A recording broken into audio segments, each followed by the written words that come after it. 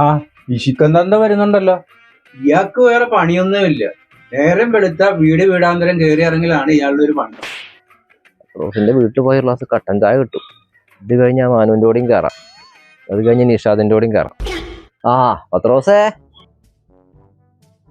എവിടുന്നാവോ നേരം വെളുക്ക കയറിയിരിക്കും. ആ എന്താ ക്രിസ്മസ് ഒക്കെ കഴിഞ്ഞില്ലേ? ആ ക്രിസ്മസ് കഴിഞ്ഞു.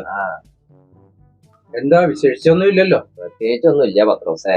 അവിടെ വന്ന ഒരു ഗ്ലാസ് കട്ടൻ ചായ കിട്ടും. അത് കുടിച്ചാൽ മനസ്സിനൊരു സന്തോഷ. എന്നാ അവിടെ ഇരിക്കുക, ഞാൻ കട്ടൻ ചായ എടുത്തോണ്ട് വരാം. അപ്പൊ വേണ്ടേ കട്ടൻ ചായ വേണ്ടേ? ഇവിടത്തെ ചായ കുടിയൊക്കെ നേരത്തെ കഴിഞ്ഞു. അല്ല ഇതിലേക്ക് ഇപ്പൊ കടിക്കാനൊന്നും ഇല്ലേ? ഇതന്നെ ഉള്ളൂ. ആ ഇത് തന്നെ ഉള്ളു. ആ ചെക്കനെ പറഞ്ഞൊരു 30 കുറിപ്പ് കൊടുത്ത കുറച്ച് മിച്ചർ മേടിച്ചോണ്ട് ഞാൻ പറയും. ഇത് എങ്ങനെ ഞാൻ ഇത് ഒറ്റക്ക് കുടിക്കുക? എന്തേലും ഒക്കെ കുത്തി കുറിക്കണ്ടേ? ആ ചെക്കനെ ഒന്ന് വിളിച്ചിട്ട് ഒന്ന് പറഞ്ഞേച്ചു നോക്ക്. ആന്റണിയെ ഇങ്ങോട്ട് വാ.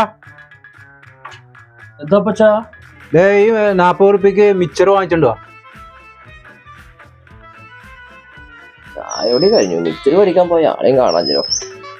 ചെക്കൻ പോയിട്ട് കുറെ നേരമായാലോ. കുറച്ചങ്ങോട്ട് പോണം. ചെക്കൻ ഇപ്പൊ വരും.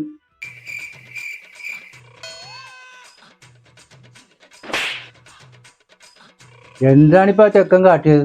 മിച്ചറൊക്കെ വാരി തിന്നിട്ടാ വരുന്നത്. എന്തെങ്കിലും ഒരു സാധനം വാങ്ങിക്കാൻ പറഞ്ഞാ ഇതാ അവന്റെ പരിപാടി. മിച്ചർ മേടിക്കാൻ പോയാൽ മിച്ചർ തിന്നിട്ടാ വരുന്നത്. ഇപ്പൊ ഞാൻ എന്തിനാ കാത്തിരിക്കുന്നു? ആയും കഴിഞ്ഞു. എവിടെ മാന മിച്ചർ ഒക്കെ തിന്നൂലേ? പിന്നെ എന്തിനീ പോയി? ഇത് കൂടി അവിടെ കയറ്റിക്കോ.